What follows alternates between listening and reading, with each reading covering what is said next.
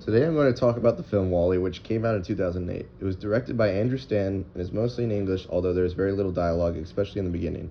The story takes place in a distant future where Earth has become uninhabitable due to pollution and consumer waste. WALL-E is a small garbage compacting robot who's been left behind to clean up the planet, while humans now live in a spaceship called the Axiom.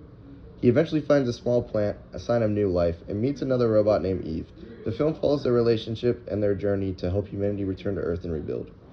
Even though WALL-E is animated and has almost no talking in the first half, it uses film techniques in really powerful ways. One thing I noticed was how the camera movements and angles create emotion. For example, the film opens with wide shots of Earth covered in trash, which makes the planet look empty and forgotten.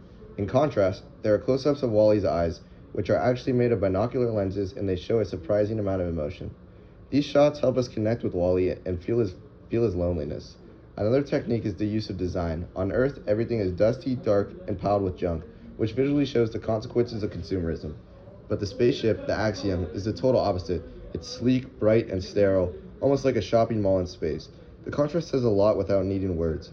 The sound and music also play a big role. Since there's not much dialogue, the composer, Thomas Newman, uses music to tell us what the characters are feeling. The robotic sound effects like WALL-E's voice and Eve's beeping also help bring their personalities to life.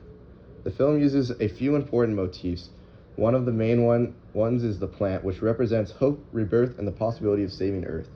Trash is also a repeated image throughout the film. It's not just a background, it's a symbol of how much humans have consumed and discarded. Another thing I noticed was the focus on eyes. WALL-E's expressive eyes versus the blank screens humans stare at all day. That shows how disconnected humans have become from the world around them. When it comes to culture and identity, WALL-E shows a future where human identity is almost lost. Everyone on the Axiom lives in comfort, but they've become dependent on machines for everything, even moving around.